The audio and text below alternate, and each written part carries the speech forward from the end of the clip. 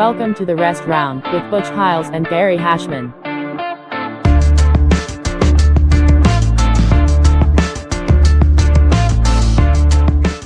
Cash All buddy. right. I'll start us off. So, hey guys, back with the restaurant, Gary Hashman, Butch Hiles, and we have Cheyenne Hall here today. So this is exciting for us. But anyway, the reason I'm stumbling is because I haven't really decided what I want to talk to you about. But we kind of did before you got on here. We're just talking about stuff. But one thing, and I don't want to get into it now, but I just want to let you know, like the angle that I'm going at is I think that you're super busy, at least of what I know of you. And that's just, social media and stuff and knowing you.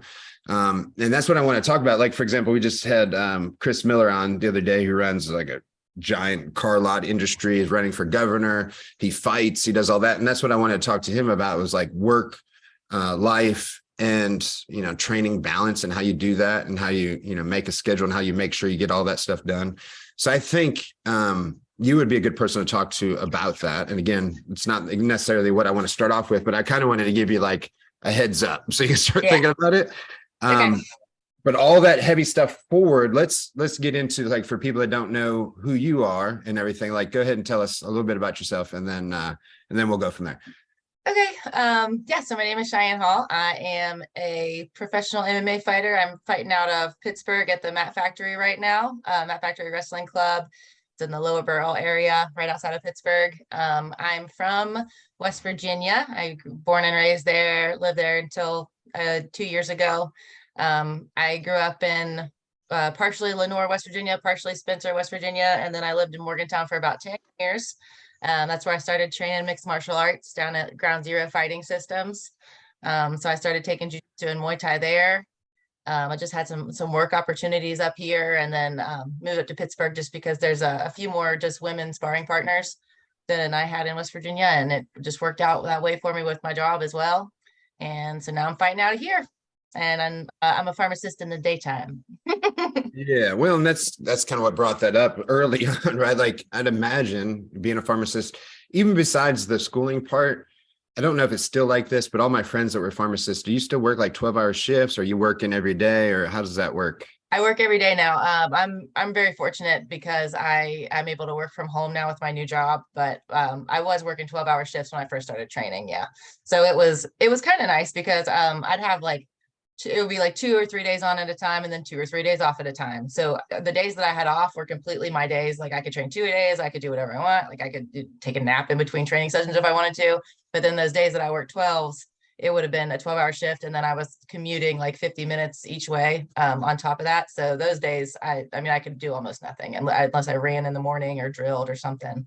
So now I've got a job where I work kind of more 9 to 5 hours, and then I'm able to train every day. So that's really nice. 50-minute commute's pretty tough, I imagine. Yeah. So you don't think about how much time of your life that takes up, but it's significant for sure. Yeah, well, especially with every like minute or hour counts when training stuff, and then trying to get sleep in and trying to get all that other stuff in. Huh? Yeah. So now that you have more training partners, right? How has that changed everything? I mean, that's kind of a silly question, a roundabout way, but I don't think that people understand. I mean, some people do if you train, but like, it's probably hard to find female training partners, right? And that's really what you need. Like, it helps to have big, strong guys, right? Like, we had the same problem at one of my gyms one time. We all had like 185 and above, right? And we had like 135 pounder. So like, he had to train with us, and I was always worried when he went to the fight, because I'm like, you're going to miss all the speed. And he did. And it kind of worked out for him, but I don't know how long it worked out for him, because eventually, he retired anyway because of family. But that was always like, I was like, look, you got the strength and you've got the power stuff, meaning that, if you're taking shots from us, then 135 pounders aren't going to hurt. But I'd just be so like I know when I spar with a lighter person, and all of a sudden you're just like getting hit like left and right, and you don't even know where they're coming from. That's something that's hard to get used to, and you have to be able to see it, kind of deal. Yeah. So is that similar for you, or what do you think, or how did that work out? Kind of. So I feel like for women especially, like, I'm almost always the smallest guy in the room, so when I'm training with a lot of people that are bigger than me, even if they're kind of letting me work and stuff too, I wasn't really able to work a lot of my offensive moves, because I was just always on the defensive, because I'm smaller most of the time. I'm we can say like, I'm all for women equality and all that, but just in general, we are a little bit weaker, even if we're about the same size. That's just how it goes, unfortunately. And so I feel like a lot of the times I was just playing like on the defensive, and I wasn't able to work a whole lot of offense. And that's not always true. I mean, there were like the occasional white belts I could whoop on sometimes, but it's really invaluable to have training partners around your size and around your skill level too, because you can really get more of a feel of what like a real fight or what a real match would be like. And I think that having somebody to push you like that, that's about your same skill level, it helps both of you get better. So I've got a couple sparring partners or just training partners up here right now that like, I can like Carly Thomas is one of them, Brittany Bighart. Those girls, they push me all the time, and they're about the same size as me. I think all of us have made each other better just by working together and, and pushing each other every day, because like I said, I can't really get that work with like the bigger guys at the gym. We've got a bunch of pro guys at the gym that are just you're huge, and like sweep past submit, I gotta climb up 6'4" Trent's legs and try to pass his guard. That's not happening. It's a little rough, huh? It's rough sometimes, yeah. So it definitely helps to have a bigger pool of like women, and even like 145, 135-pound men to train with. That's a lot of the sparring partners that we have on Saturdays up here. It's Stout sparring days. So we all kind of go up to like Stout and the Strip in Pittsburgh, and at like all the gyms in the area kind of come together up there. And there's a lot of like smaller men partners up there. So even that's helpful, just because, they're also about my size. That kind of led me to my question was, so when you're training, are you trying to schedule training around the sparring partners that you can have available? Like, are all of you women trying to get together? Do you make it a point to get together? Sometimes we do. Like there was a time there for a little while where like Brittany would come over on our Tuesdays for wrestling practice, and like, we would all work together on that, because that's a pretty grueling practice up here at the Mat Factory. So we would have that. Carly trains at my gym now, so we train. She's probably sick of me. We see each other every day, but we do all kind of try to get together. And then Sundays at the Mat Factory at 10:30 a.m. That's another like melting pot type of practice where everybody from all the gyms come in. It's a weekend, and usually we have about 8 women there, 6 to 8 women pretty consistently every weekend there. So that's one of my better training days as well. So we've got little different practices set up to where we can all be there and, get good work in. How did they get that set up? That's really cool that everybody's working together like that. Do you know like the history between that and like how they all were able to come together? Because and I think West Virginia's got better about it, but they're, at the beginning, because I've been around since the beginning, obviously, like at the beginning, everybody, even though a gym would be in Morgantown, and obviously like, it's not really them, but like, let's say Huntington is probably better. Like we're only an hour apart, but it's almost like people were like afraid we were taking people from each other, right? Even though it's an hour apart. Like, so it's like automatically people are a little standoffish and like almost like that gang mentality.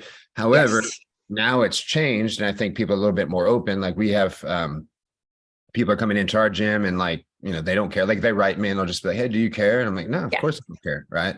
So things have changed a little bit, but how do you know the history of that? Because that's awesome to me. I think it's a beautiful thing that everybody's training together. Yeah. So I can speak to that some. I was a little bit late to the party. So like Chris and Isaac and those guys were kind of the original people, I think, that helped set that up. I'm sure, and the people from the other gyms, but as far as being like an MMA hub, Pittsburgh is, it's not an MMA hub like Florida or like Austin or like Vegas or, something like that, where they've got those big super gyms. Like if you go to places like that, like American Top Team and, wherever else, you're going to have a bunch of sparring partners there just because of like the vast amount of people that come in and out of that door. But I think in an area like this where we just have fewer of us, and especially in West Virginia too. I think you stunt your growth as a martial artist if you don't work together with other gyms sometimes, just because, I mean, for one, I mean, their teaching is different than yours. So you can see like, well, what am I doing that works against, other people that I don't drill with every day, whatever. And I think that, whenever you cross train with other, smaller gyms, that's really the only way to replicate what you would get from like a larger gym like ATT. or, wherever else. So it was before I got here that they all kind of like meshed, because I know that there was some beef back and forth between some gyms here back in the day, but once that was all kind of like made up and we all started having these little like group sessions where it's like we've got people from Stout, from All American, we got people coming up from West Virginia now too sometimes on Sundays. And man, that's one of the toughest rooms that I've been in. I've trained all over the place, and like that Sunday room is tough just because it brings out the best people, and and everybody's got somebody in their weight class, and you're training with so it's like Stouts 155ers will come in and train with our 155ers, and everybody wants to push each other. It's a really good environment. I've really enjoyed that since I've been here. A lot of it does really come down to pool size too, right? Like Yes. I mean, it's easy to be the big fish in a little pond, that whole kind of analogy or whatever. But if you have a bigger group of people, you're going to have a bigger group of people that are your size. Yep. Right. So Yep. Everything comes from that growth, and being in Pittsburgh, obviously High Point's it's a city where I'm at in North Carolina, but even here, it's not that big an area.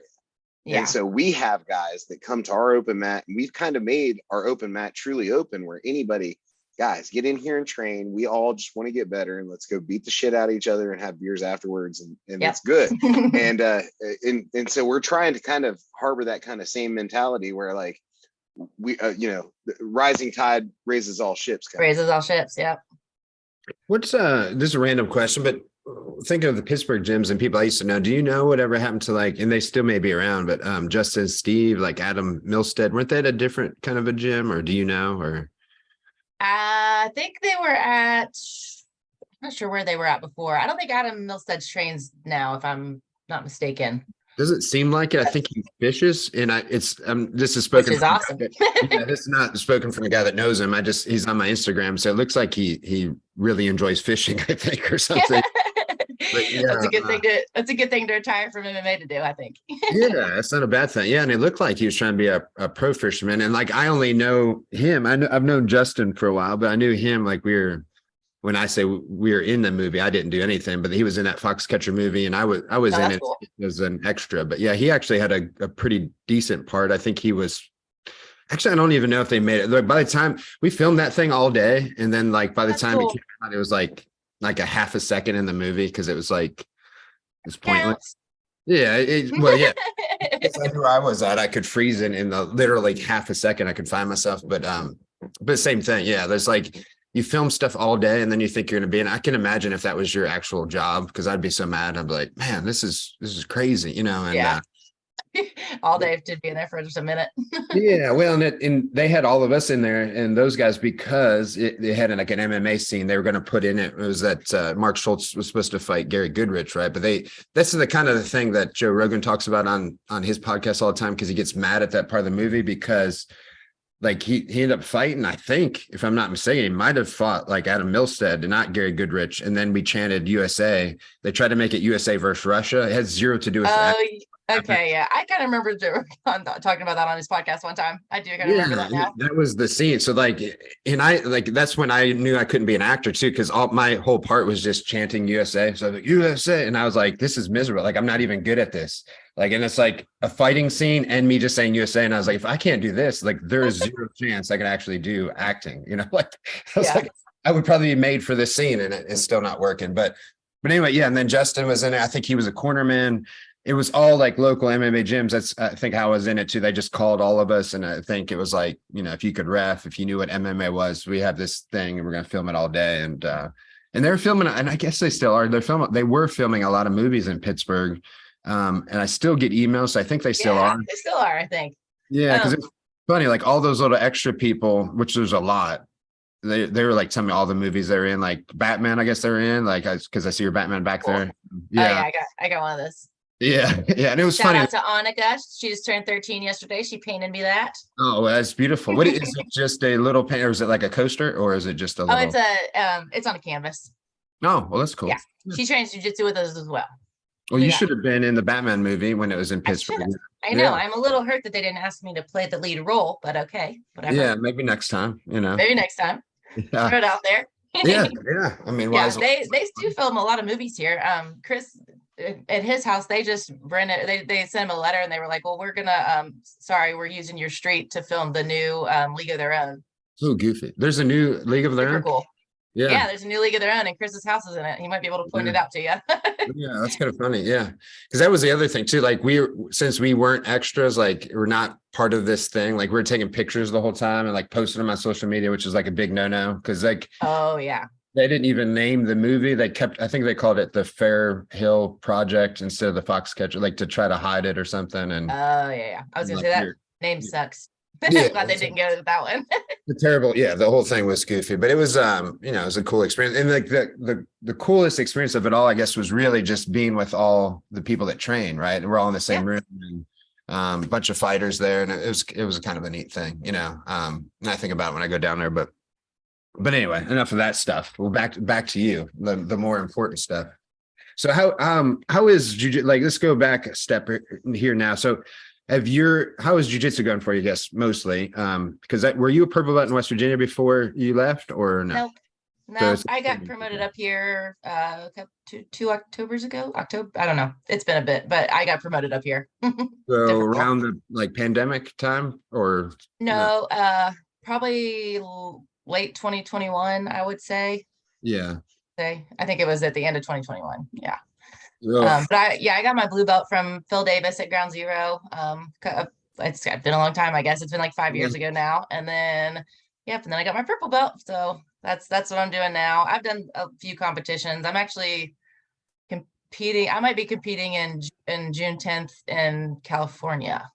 We'll see. Like a new match or something like that, probably. It's like have you heard of AGF, the American Grappling Federation? Yeah, it's a newer one. Yeah. So I qualified to go out there for their it's like a qualifier to go to Poland and represent the USA. So I'll have to go out there and go against all the other ladies in my weight class, and we'll see how that goes. Yeah. Well, that's kind of what I want to ask. How is it so obviously, I mean, you're going to California for that, and that's a little bit different, but I would imagine getting purple belt matches around West Virginia, Ohio, Pennsylvania, like Ohio and Pennsylvania is probably a little bit easier, but hard.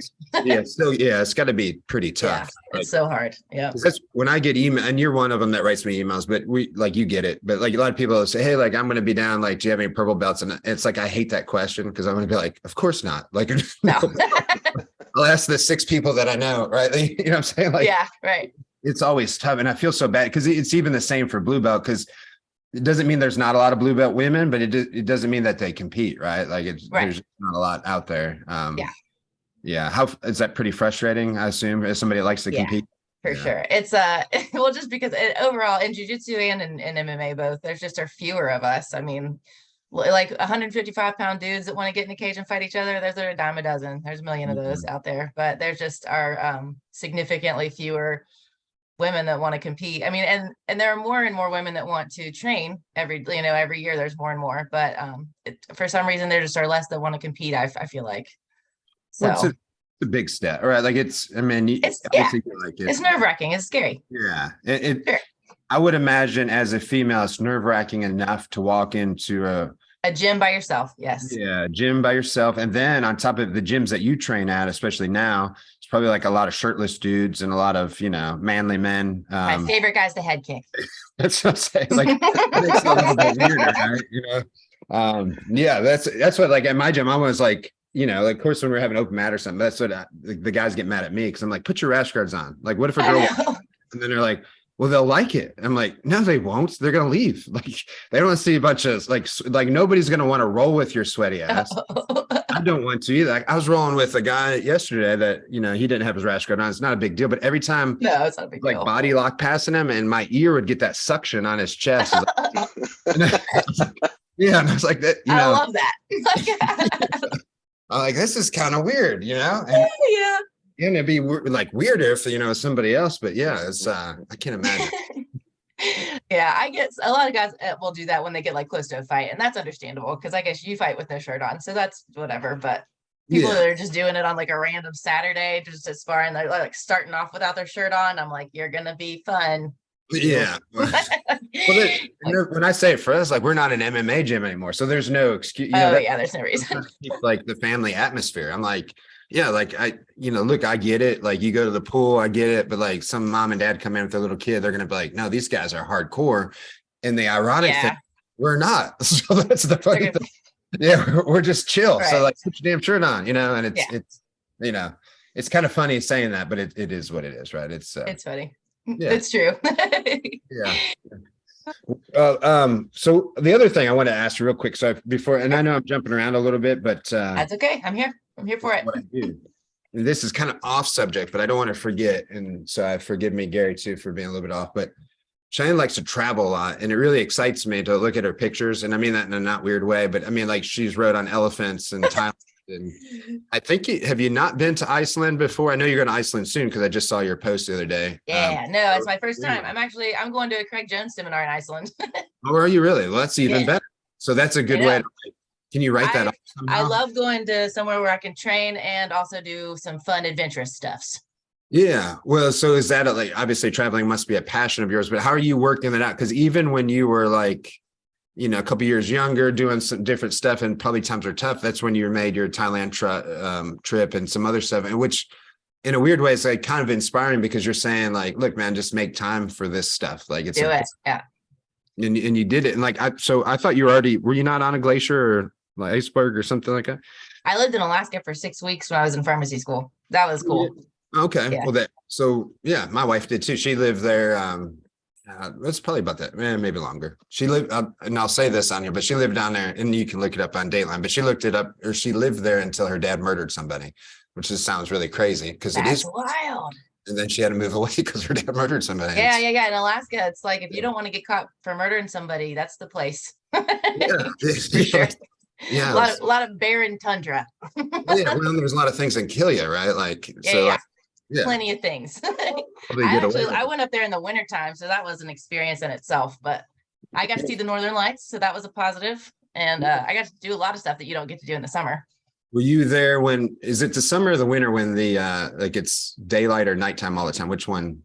I guess. Dark. I had 6 hours of daylight. So I had everybody, I was like up and ready, and we're going to be at our destination by the time the sun comes up. Yeah, that's crazy. So are people, this sounds rude, I don't mean it to be, are they depressed? I'd be depressed if it was. Yeah, a lot of them are. And the reason I was up there, we had rotations. So I worked at the Native Hospital for a couple months or 2, well, not quite 2 months, but I worked at the Native Hospital, and there's a lot of depression, a lot of alcoholism, a lot of suicides, a lot of that part is really sad. But then, but there's a lot of good stuff too. But the people that are natives to there and still live there, they do struggle with some of that, especially in the winter months, I believe. What kind of things can they do to cope with the lack of daylight? Is there anything, tricks, tips that they gave you, or it was just like? No, I mean, they didn't give me any personally. No, no. Like, we'll never see this girl again. Who cares, right? Yeah, like, who cares? But I mean, there's in newer age stuff. There's like sun lamps, and there are some other things you can do just to try to get a little bit of vitamin D. But honestly, exercise is if they could put exercise, what you get from exercise into a tablet, everyone would take it. I always say that. Do they have gyms there where you were at, or no? Probably not, huh? I did not. So when I was living in Alaska, I had not started training yet. It's that long ago. It's been a long time. Yeah. Well, that's when probably that movie 30 Days of Night came out, or something, that vampire movie, which is a great place to live if you're a vampire, because it's dark all the time. So it's for sure. Oh yeah. Great, you can work as a vampire up there for sure. Yeah. You got a lot of stuff to do, Yep. I think there are a couple gyms up there, but they're real small. Yeah. Because I kind of looked into it. I want to go back during the summertime and do some more like on the water stuff, and I always wanted to go back up there for like the longest day, because June 21st is like the longest day. So people will go out and like take their coolers and rafts, and they'll start rafting at like 2 a.m. and then just raft all day until like whenever, because it's never dark. So I met some friends up there, and they said that like if you're going to come up here for the sometime in the summer, that's like one of the most fun times. Well, that'd be pretty interesting. Yeah, and I think I think if I'm not, that's when my wife was around that time. I think she was the day and not the night. I'm pretty sure. I mean, yeah, most people do.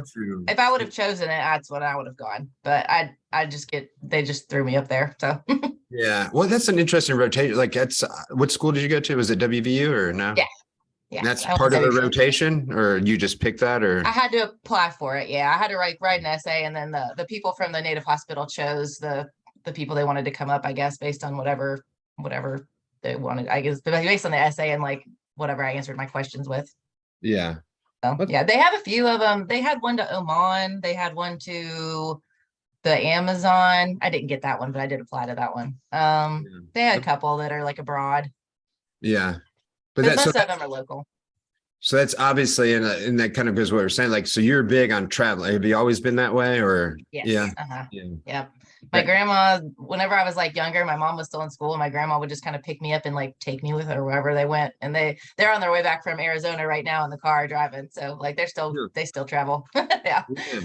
Well, that's pretty neat, especially like, and did you say you grew up in Spencer or just as a place you were at or? No, Spencer's where I grew up. So we moved there when I was about 4 and I lived there. I graduated from high school from Roane County High School. That makes 100%. Like, I'm glad that you said that because so I worked at Roane. I work at all the hospitals. I do medical device sales, and like every time I was at Roane General, they would ask me if I knew you, and I'd be like, "Well, yeah, yeah." I don't, it's like an odd question. They would never like follow it up. Like they would just be. I was like, "Yeah, I do," and then I'd be like waiting for the next part, and then it would never come. So it would have been so much better if they said like she's from here, and this is how I know. Oh yeah. Like I knew that the connection was that we both did jiu-jitsu and MMA. Like I got that point, but I was just like, You're like, why do you know her? Yeah. Yeah. Well, yeah, I guess I'm making fun of them, but I could have followed it up as well. I could have been like, why do you ask? Like, Yeah. just kept waiting. I was like, one day they're going to tell me, which is funny. So Lee Keaton's from there too, right? Do you know Lee, right? Or no, or Lee started training at Ground Zero after I had already left. So I don't think I've ever met him. yeah, so he's from there too, oddly enough. And so he'll stay down there sometimes and then he'll come train with us. Like he'll just write and say, hey, I'm, which is still an hour from, but he'll come down. It's still an hour. But it's probably the closest MMA gym. I mean, I figure.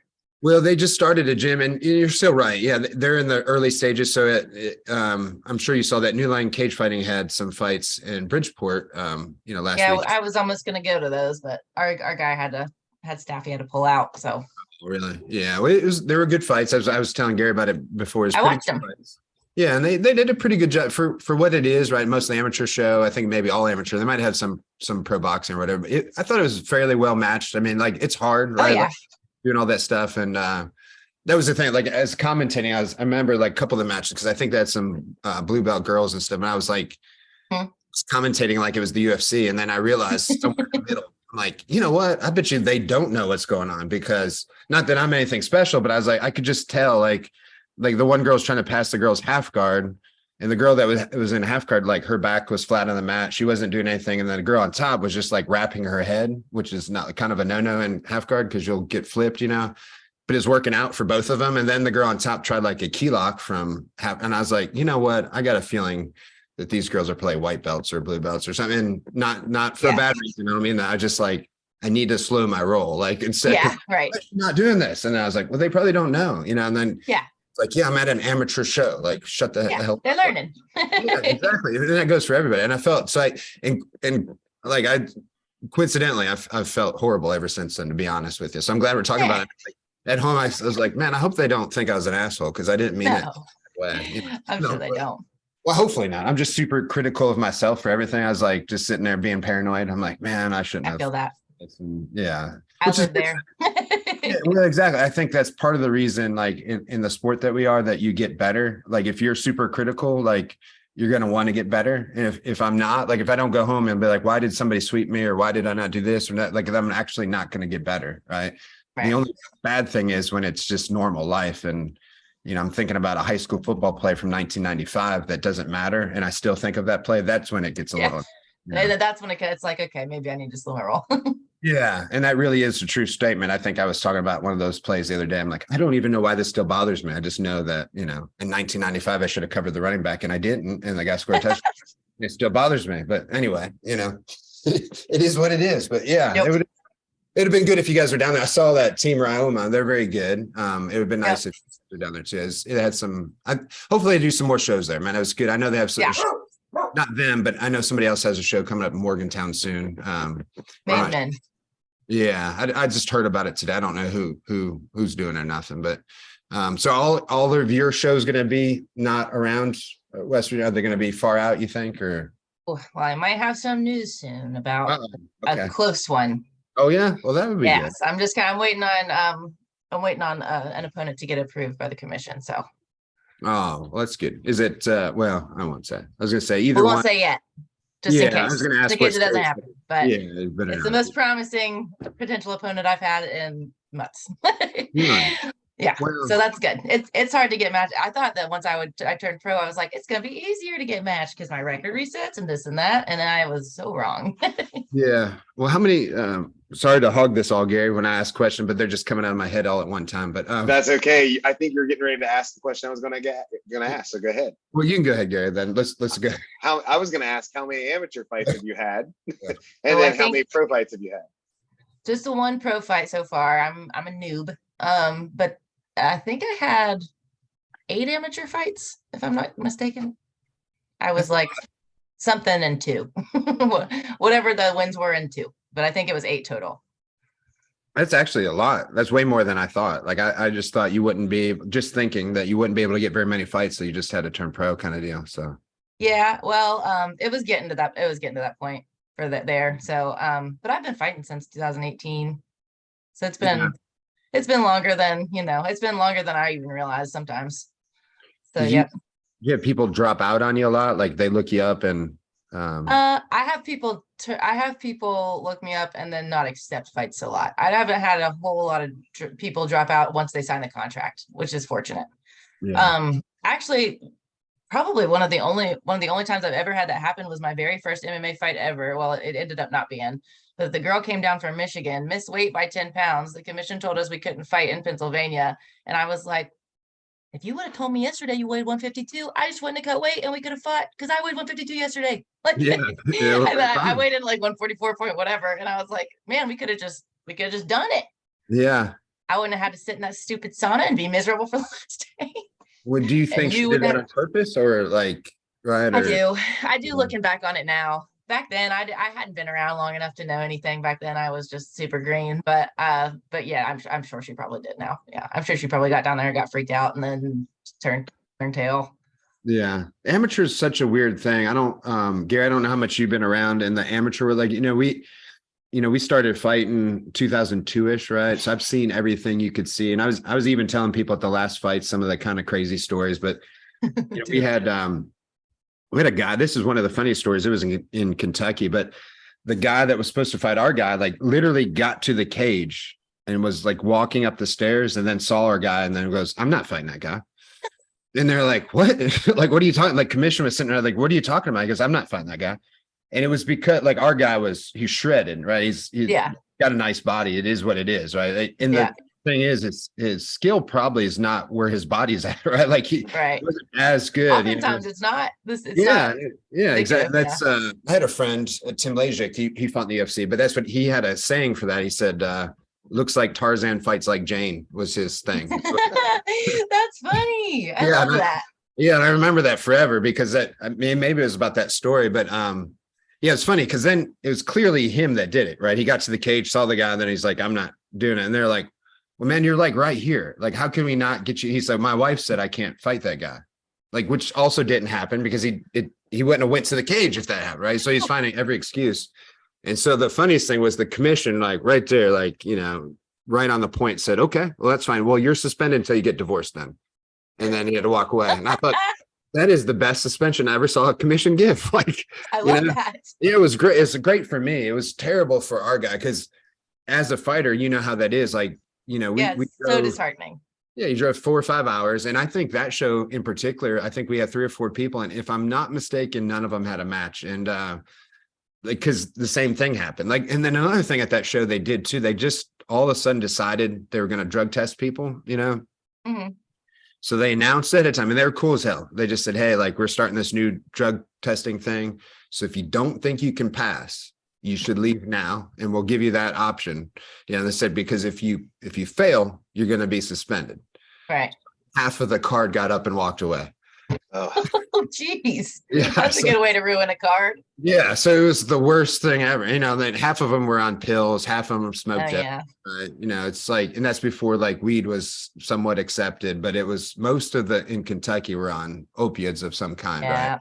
Yeah. And a couple people risked it and they got suspended. And that's what I remember the commissioner saying. He's like, dude, there's literally no excuse. He's like, I let you leave and you still stay. Yeah. He's like, you're done for, but that was those days of fighting, like it leads to some of these funny stories now, but they're definitely not funny when it's happening, right? Like, No, right. Of course not. yeah. And especially for fighters, it's bad enough for me as a trainer, as a coach, but like, you remember just looking at their face and just feeling horrible. Right. And then, yeah, some of them literally looked like they wanted to cry. And then, well, you give up a lot in camp, Yeah, and that was the thing. Yeah, they did everything to do this, and they looked forward to it. And these were real fighters, not people that wanted a poster on Facebook, right? Like, yeah. And that's what you see a lot now. Is a lot of people. Yeah, you do. Yeah, which is well, and exactly what Butch was saying. Like, we've had it where guys will agree to a super fight. Yeah, right. Even grappling, and even super fights, and we do the whole thing of like making a poster and putting their name on there. Hey, send this out to your friends, try and drum up some support and get more people to come to this competition. And then they call us a week out. They're like, man, I'm not going to make it. I've got car problems and my dog's sick. And it's like, okay. Man, you've known about this. Yeah, there really is. As an adult, planned. yeah, as an adult, there's not a lot of excuses, right? Like it's rough, right? Like, I mean, you hear them all, but and you got to kind of keep your mouth shut too, because it's like, this guy might be in another person or, be in another show or whatever, but it's like, you want to be so mad because it's, I think the last fight, somebody didn't make it because they didn't have a ride. And like the half of the fight card was like, I would have gave the guy a ride. I mean, that's the truth, right? Everybody would like, the couple of MMA shows I had, I had a few people do that. And, same thing. I sent buses there was no excuse. Like I was making sure my show happened. Somebody's like, well, I don't have a ride. And they were in New Jersey. I was like, okay, well, I'll buy you a Greyhound bus ticket. I'll drive down and get you. I'll do that, and then it was still like, excuse after excuse, which is a bummer. Like you just didn't want to be there. Just say that. Yeah. And that's it. Like they're taking time away from not just the promoter, but like the people that really take this seriously. Right. Yeah. And it's a shame, I don't get it. Like, I'll never understand. We talked about this at the last show is that I think like if I were to sign up for any kind of fight, whether it's jiu-jitsu, boxing, kickboxing, MMA, whatever, any kind of competition, even cards, like I want to win, right? Like I'm not just happy to be there, but I think that 75% of the people are happy to be there. And I'm not even saying 50-50. I literally, because like I watch them fight. Yeah. And they did not train for that fight. They didn't, you know what I mean? Like, and you're like, you this is crazy. This is wild because I'm the opposite, right? Like, and actually it's why like competing's hard for me because I can't stop training. Like I can't stop thinking like if you and I were fighting, like I would be in the car thinking like, well, she's probably training right now. Like, I'm obsessed. Yeah. And it's not healthy. Obsessed. Yeah. Like when I did it in college, like I was failing classes because I couldn't, I feel like I had to leave and I had to go train and that's all that's on my mind. So to see somebody not take it like that, I just think just don't do it then. Just don't do it. Just do something else. Do something else you're not going to get hurt.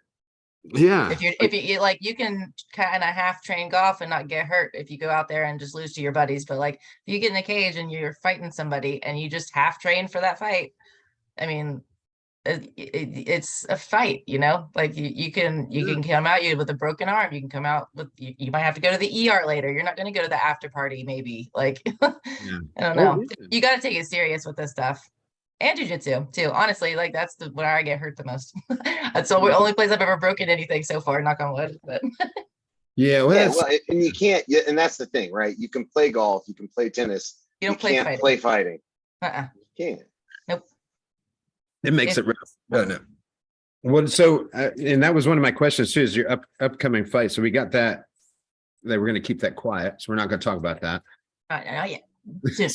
So let's skip that question, but two things I want to add. So let's get back to the first thing, that work-life balance. But the other question, and then you can answer these whenever, is it kind of goes back to the Spencer thing.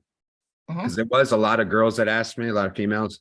And so the reason I think they're, and some that had nothing to do with Spencer, they would also ask me. So I don't know how they knew you too, but mostly females.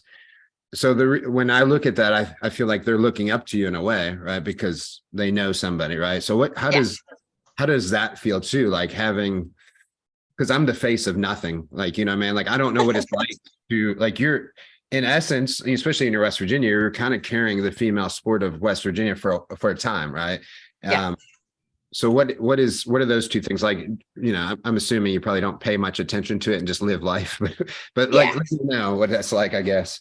But it also is it's another reason to train hard every day. It's a reason it gives me it's part of my why I do this, you know. Part of the reason that like I wanted to come and learn and do what I could with MMA is so I could bring some of that back to West Virginia, just because I feel like there just aren't as many MMA gyms there. I feel like it could be a good outlet for people instead of all the other crap that people get into there, you know. I feel like it could be a really positive thing for a lot of areas in West Virginia. And I hope that by going out here and like showing people that it's possible to go out and do this, that I can, you know, inspire somebody else, you know, to like, you can go out and do this. It's not that big of a deal, and hopefully bring some of that back to, you know, to my home state after whenever I'm done with this and just want to coach. But yeah, no, it definitely, it pushes me to train hard every day. It's really reassuring when other women reach out to me and say like, oh, I've had a couple like teachers from Spencer show me like pictures of their granddaughter, and she's like, hey, I showed my granddaughter a picture of you doing your jiu-jitsu, and she wanted to go out for wrestling, but she was scared. And then this year she went out because she, you know, she saw this and that. And so like when those moments are bigger than people even really know, like whenever they tell me that kind of stuff. Yeah. So yeah, that's always great.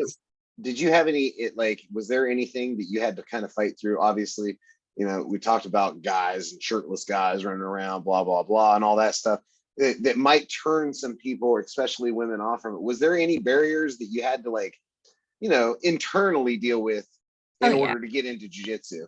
For me, kind of to put myself out there, for me, it was like, I was a heavy guy. I weighed almost 280 pounds, and I was like overweight, getting ready to have my second kid. And it's like, God, I got to do something because I'm terrible. And so like I had to fight back this fact that I knew that I was out of shape. I knew I didn't look good. And like I needed to get through that. Was there anything that you were going through or anything internally that either A, pushed you into it, or you had to overcome to do it?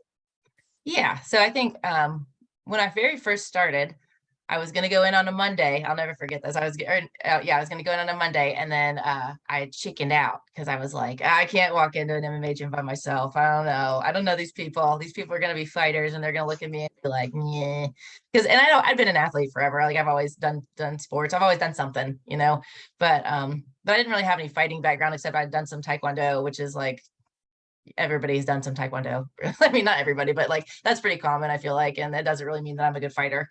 But I went in, my friend talked me into, they were like, no, you're going in today. And it was a Tuesday, and I didn't even go to do jiu-jitsu. I went to do Muay Thai because I wanted to do the Muay Thai class. And then, but the first 2 weeks at Ground Zero, you got to do like whatever classes you wanted to for free for 2 weeks. And then Josh would have us like pay, you know, for whatever package we wanted. So the guy that helped me with my Muay Thai class, he was like, why don't you just stay for jiu-jitsu afterwards? So I had never even heard of jiu-jitsu really. And I went back in there and I learned how to shrimp, and and I hated it because I didn't know what I was doing, and I was terrible. I was like, because I feel like in kickboxing, you can go in there and if you're kind of athletic and you can look like you know what you're doing a little bit. But with jiu-jitsu, it's like so much mental chess sort of. And I rolled that first day. Nobody told me I didn't have to. So I rolled that first day, and I just remember being like, it was a challenge. It was really a challenge. So I kept coming back, and then I was off and on for a little bit. And I don't know, do you guys know Sampy from Ground Zero? Yeah, I love Sampy actually. So Sampy one day came in, I was in Muay Thai class, and I hadn't been to jiu-jitsu for a bit. And he was like, why don't you come to jiu-jitsu? And I'd been frustrated with it because it didn't pick up as fast as I wanted it to. For my like if I didn't pick it up as fast as I wanted to. And I was like, all right, I'm gonna come for a month, and if I hate it, I'll never come again, and if I don't hate it, I will continue to train. And it's been 6 years and I'm still training. Did you get to train? Like, I think like coincidentally, Sampy would be a great training partner. He's just so chill and relaxed and quiet. And I mean, I don't know what he's like in the training room, but he's just like that. Yeah, exactly. He almost has like a lazy style, like, but he's good, right? But it's really good. I know, yeah. And he'll catch you and stuff too, which is why, like, he'll catch you in some wild stuff. I've not rolled with him in a long time, obviously, but yeah, he was always real fun to roll with. But yeah, he's him and Joel Smith. I don't know if you remember him. Joel Smith's the one that talked me into trying jiu-jitsu in the first place. Really? Well, that's pretty awesome. Yep. So, and then I just kind of stuck with it. But when I came in, I mean, I was really nervous because it's nerve-wracking, first of all, just walking into a gym like, I mean, just being a person and walking into a gym like that, but also being knowing I'm going to be the only girl. I mean, I can't tell you how many times I've been the only woman in the room of people training martial arts. But yeah, that's very nerve-wracking. It's hard to get over, and you kind of just have to suck it up and go, and it gets easier every time. But Where does that come? Is that because of Taekwondo? Like, what makes you want to be to go ahead and bite the bullet and be the only girl and do that stuff? Is it just it's in your nature, or did you always? Is there some kind of sport that kind of happened? And yeah, it's not going to be what you think, though. Probably. I played baseball with boys until I was in high school. Really, I played baseball with. I was like the tallest boy on my baseball team for a really long time. Really? Yep. That's interesting. Yep. My dad always there just wasn't a big softball. I don't think there was like a big softball team stuff in Spencer, just because it's just one of those things that started up after, you know what I mean? It started up later, small town. But we did have a pretty good little league. So my dad coached from a little league team, and there was one other girl, Ashley Notch. She was we were second base and shortstop, and we both played on the boys teams for the whole time. Yeah. So I was I think I just never really had a problem with it, just because since I was 4 or 5, I mean, that was always kind of the case. But it kind of makes sense. And so for Gary too, this might make sense. Like, he's been to some pretty rural places in West Virginia, but I don't know, maybe it's not as rural as Spencer. I don't know if you've ever been there. I don't think I've been to Spencer, but I have been to some pretty rural places. And I about how many people were in Spencer, I guess, is the big question. I think 1,200 or so when I was there. I think about 1,200 is what I want to say. And that probably sounds accurate, because there's not much, like, for example, when I said I work at the hospital, there's only a few hospitals in West Virginia, and West Virginia is a rural place, that is labeled as critical access. And that means you have like 25 beds or less. And they have that, right? So, okay. Oh yeah. Yeah, and the hospital actually has gotten a lot better. But that being said, I mean, so we're talking about 25 inpatient beds or less. That's not very many. Very small. Mm-hmm. Yeah, and they have, and this is the little bit I know of Spencer from going there now. They have this, which is cool. They have this movie theater, right? The Roby. Yeah, if you go, you got to go to the Roby. Yeah, it's been around for like 100 years, and they'll still have like new movies, and I still charge like a couple bucks or something, which is really neat. But it's like, I haven't been in it, but it's like an old theater. But it's got a balcony. You got to go in. Really? Yeah, I definitely would go. But yeah, it's the main street is, I don't even know how to describe it, right? It's not very long. It's no, it's very, very short. And on top of it, it was founded on a like a psych ward. Is that correct? Like, yeah, there's all kinds of haunted stories about that thing. There used to be a mental hospital, but it's behind like where the Walmart is. Yeah. Exactly. Oh, that's the most Spencer thing I said today. But yeah. It is. It's up there behind there. They always say that they're like a bunch of bodies buried back there, but I don't know if that's true. It might be. They didn't. Hey, in high school, that was what they told you.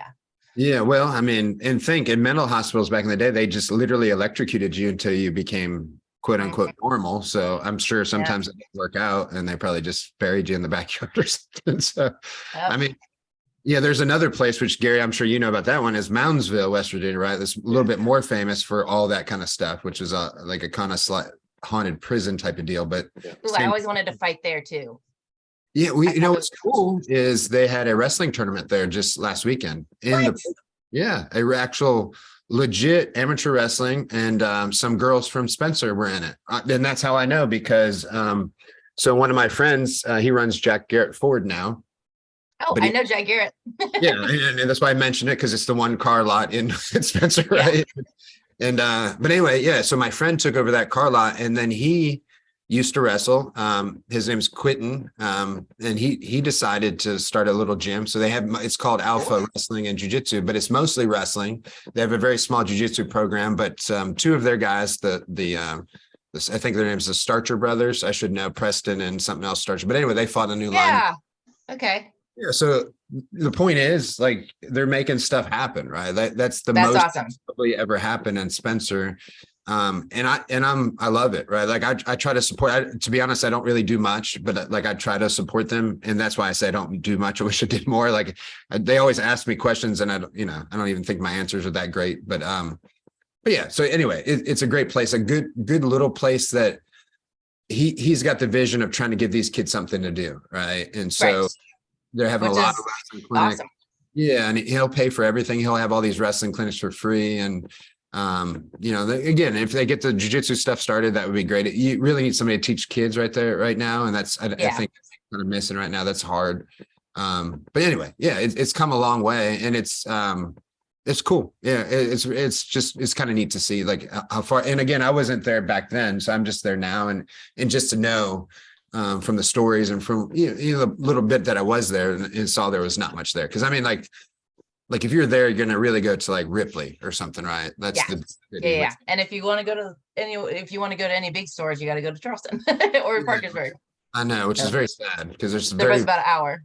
Yeah, and there's not much. Gary knows that when he comes to visit us, it's like I mean, and honestly, it's not too much. I mean, growing up in Gloucester is kind of the same thing. Gloucester had maybe 1,300 people in it. And so, we had Sam's, which was nice because if you wanted to go to box, you could go to Sam's gym. But outside of that, it was a half hour if you wanted to go to Walmart. And if you wanted to go to a nice store, it's an hour and a half drive to Columbus. So it was kind of very much the same thing where it's like, it's limited in what we have around us as far as like, one, to keep the kids entertained. And so if you're a youth and trying to stay out of trouble, and granted it's small town trouble, right? Yeah. But it's still trouble. Most would argue small town troubles turn into drugs now, right? It turns into drugs now. Yeah. And that's what I hate to see that. I hate to see it because West Virginia is so beautiful. It's such a beautiful place. The people are so wonderful. And I just I hate to see that be an epidemic that is taken over kind of sometimes. So, but yeah, I think if you could start, especially if you could start a kids program and get them involved young, I think that it would really give them something more positive to put their energy into. Because sometimes that's really how it goes. It's like you party some in high school and then you come back home on summers, then you end up moving back and then your friends are on drugs or your friends moved away. And that's just how it starts. And you just need something else.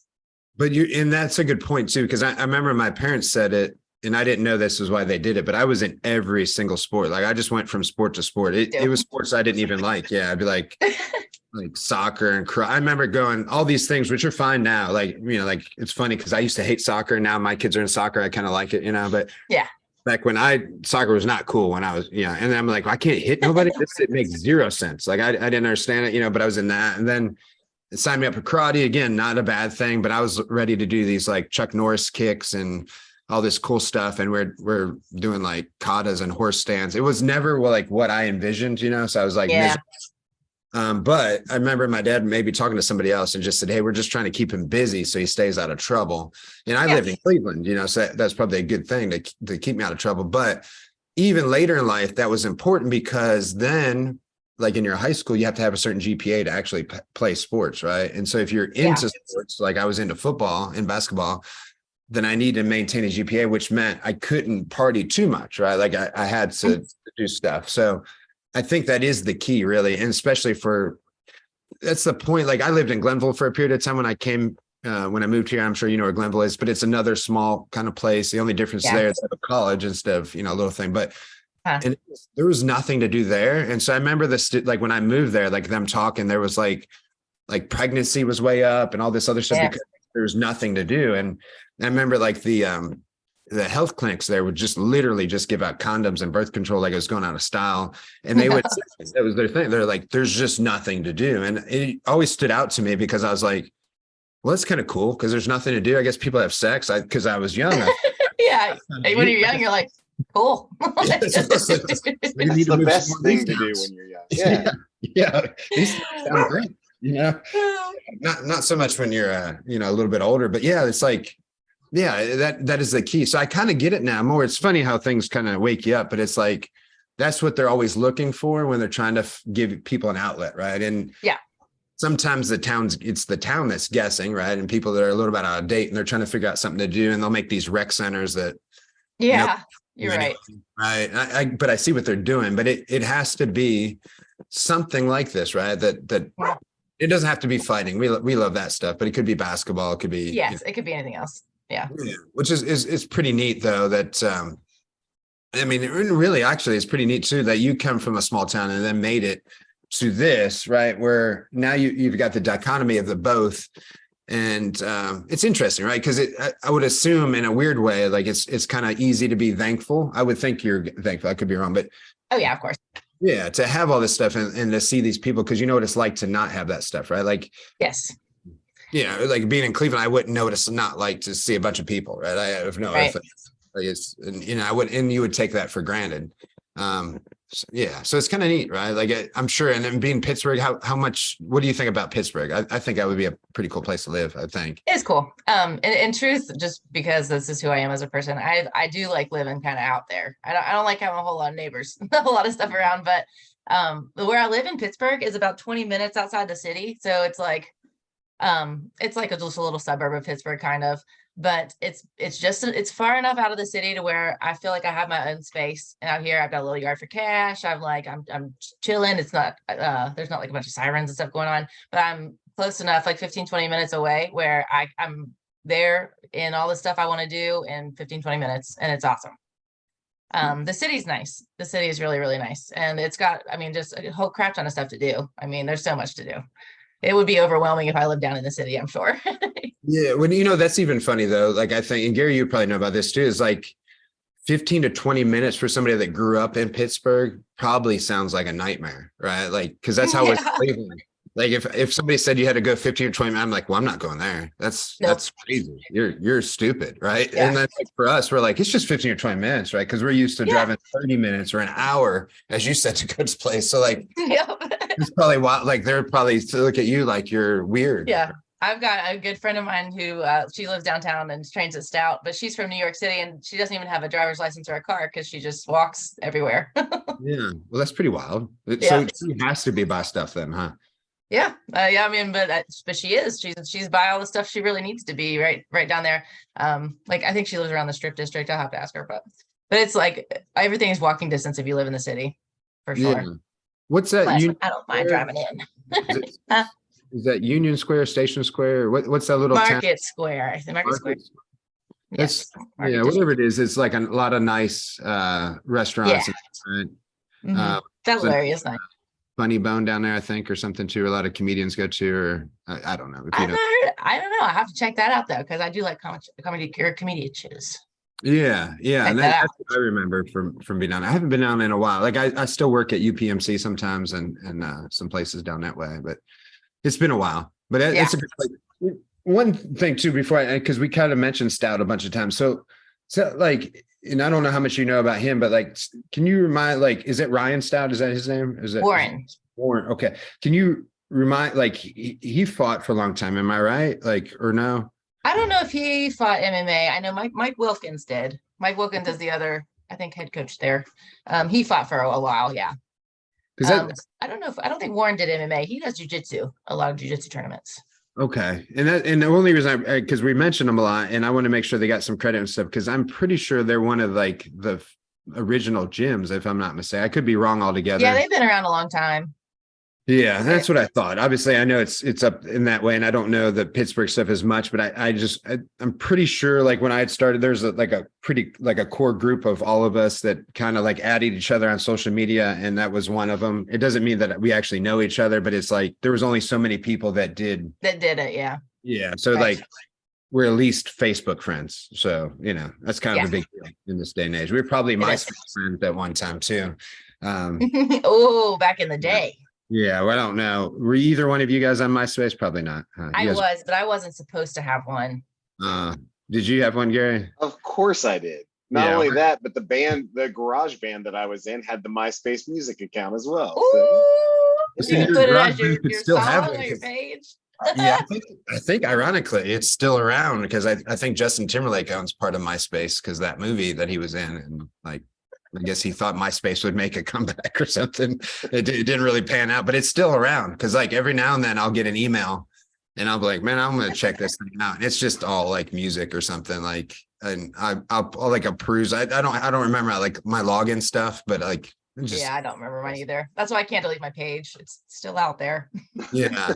Yeah, that's yeah. Did you have like glitter and stuff on your page? And you remember you could No, it was probably still pretty punk rock. I don't know. I liked a lot of, I didn't do a lot of color back then. yeah. Well, this is the funny thing. You would put music and like glittery stuff or whatever, and then it would be so much that your page would freeze when people would get on. Yeah. I did have the backgrounds though. I did some of the crazy backgrounns. Yeah. Probably had to, I have no idea. I'd like to get on there and see just what 18-year-old me was doing. Yeah. Well, me I would too. probably be way embarrassed.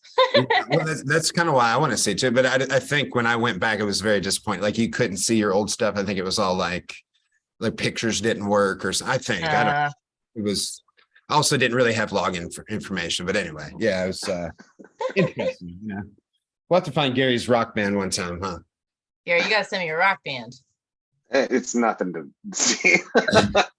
You're better off without it, I promise. Well, Gary on sings at all Spotify. of our parties too. So just so you know, no, he I sings- do. And every now and then he'll pole dance for us too. So Ooh, yeah, I'm not that good. that probably I'm get better. blocked from I'm better MySpace. at music. yeah, it's all good. It's all good. Well, We got a guest. We got a guest. yeah, I know. Is Well, that's Cash? it's in. This is We need to Cash. get a this will we'll make this your picture whenever we post this video. So make sure you get the see that's perfect. Yeah, right there. Get the yawn. Yeah. Well, that's perfect for me, Cheyenne. Gary, do you have anything else? I mean, I think, like I said, my most important thing is because actually this one conversation Gary and I had ahead of time. I'll cut out some of the stuff I was saying. It's not bad stuff, but some people are saying like how they're talking about another female grappler. But anyway, she was saying she's like too busy and she didn't have enough time to roll and stuff. And your coach, Isaac, I guess he's your coach, had mentioned, oh, well, Cheyenne's a pharmacist and she's this and she's that and she finds time. So like maybe you should too. Like it kind of made me laugh because it is true. And why it makes me laugh is not because of the other person per se, but I make this joke all the time because it's true, right? Like anytime we don't work out or something, everybody says, I don't have time. I don't have time. I do too. But I always preface it with, if you told me I give you $1 million if you woke up at 5:30 every morning and worked out, I would do it, which means I have time. I have time. Yeah, so I'm honest. So Even regular people that ask me, go ahead. Sorry. yeah, well, no, it's so I guess how do you do that? To you, it's a normal thing. Like you said, you used to commute, you do all this. What I guess in closing, what tips could you give somebody? Because I don't know if people know what a pharmacist is, but that's really a hard job. You got to memorize a lot of stuff. It's a lot of book work. It's a lot of stuff that you can't fake it because you got to know stuff. And if you screw up stuff, like some people could get hurt. It's kind of important. Yeah, it would be very detrimental to someone's health for sure. Could be. Absolutely. Yeah. So I think so it's a tough job is my point. So what tips would you give somebody on that, I guess? So I have a lot of people do ask me this, and I'll even have some of my regular people friends that don't train martial arts that are like, I don't have time, this and that. And even like my parents, my mom will do that to me sometimes. And you just have to make time. I mean, everybody's got the same 24 hours in the day. I work 8 hours. Sometimes I have to work overtime. I work, every day. I might have to get up a little bit earlier and work my overtime that day just so I can have train in the evenings. Or, I mean, if I want to do 2 days, I get up at like 5, 6. I get up and I'll run and I'll, do whatever. And then, for me, I'm fortunate enough to work from home, and on my lunch breaks, I do a 2-mile run with Cash every day on my lunch breaks, almost every day. So, I'll do that. And then we have our training in the evening. So our training is a little bit later. It usually starts around 7. But then I've got like that time in between there to take care of whatever I need to. So I've got a couple hours in between there. I think it just really comes down to managing your time, and prioritizing. You have to prioritize yourself sometimes.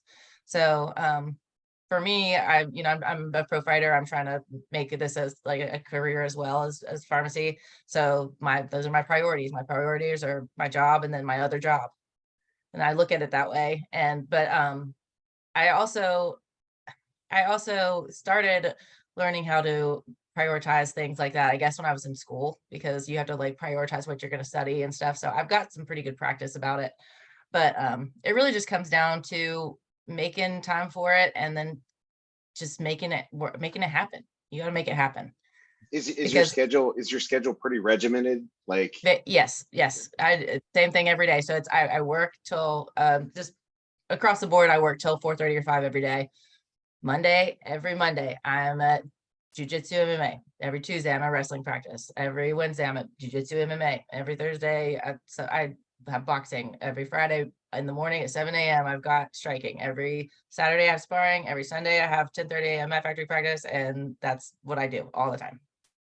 Do And you if I'm need out of town, obviously I'll try to train somewhere else or do whatever. But I mean, I don't really stray from my schedule too much.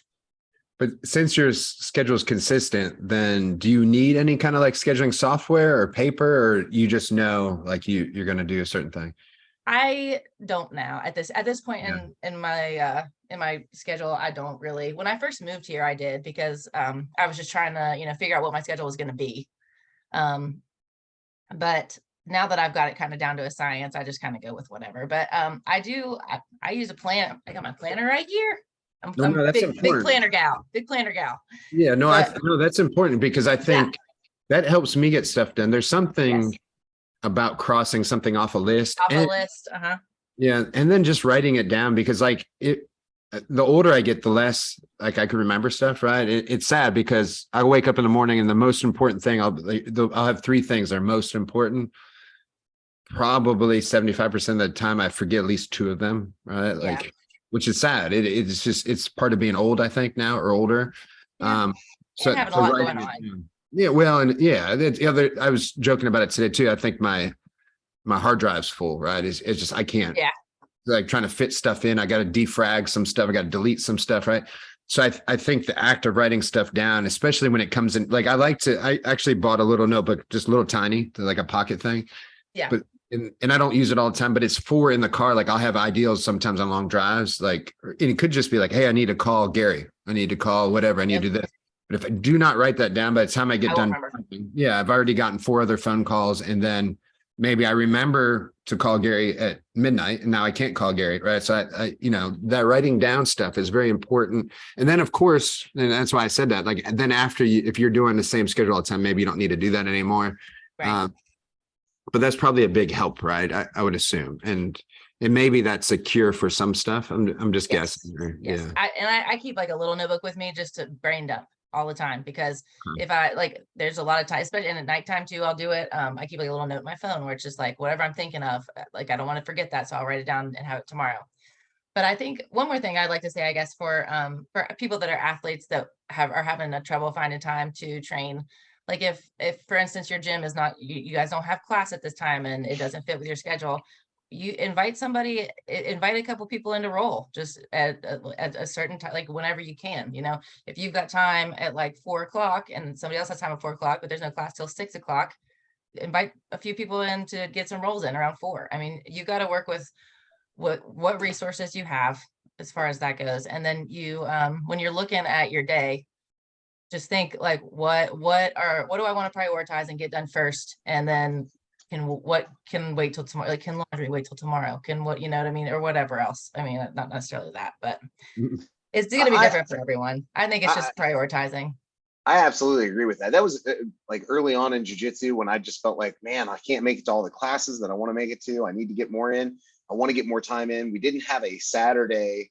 Class. And I just asked, hey, is it okay if I get anybody want to come in and do an open mat, or whoever wants to train? And so you would be able to get 2 or 3 people to come in on a Saturday morning when I had the free time, when I wasn't doing anything with my family, to make a little bit more progress in my game. And some of the guys at my gym actually did the same thing Friday nights. That we're getting ready for, there's some competitions coming up, and Friday nights, there's an empty space where a guy, he works kind of weird schedules, a lot of late night schedules. And so Friday nights, late in the evening, he's coming in, he's got 3 or 4 guys coming in regular to train with him on Friday nights. That way he can get a little extra training in before this competition. And it really is, you're going to get out of it what you want to put into it. And sometimes you have to make it yourself. And, me and Butch have, a lot of times we've had to make our own gyms, even, accidentally. It kind of happened, but sometimes you have to make your own way. And it's not always laid out there for you to do. So sometimes it's important you said that. Yeah. And you just got to figure out a way to make it work. If it's Yeah. important to you, you will. Yeah, and I echo what Gary said. I think that's super important. It seems kind of common sense, really, that statement, like, hey, ask some friends to do some stuff. But Yeah. honestly, the things that are most common sense sometimes just don't get asked by people because Yeah. they assume like, oh, I didn't think you would let us in the gym, right? Right. So because you brought this up, I'll say it on here now. Anybody wants to do that, like, I do not care. Like, No, right.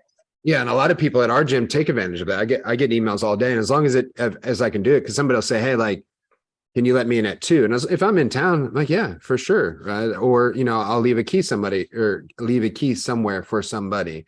So it's important, and hopefully, somebody's listening to this from our gym and never thought of that, even though it is kind of common sense. Like that might be a big game changer for them.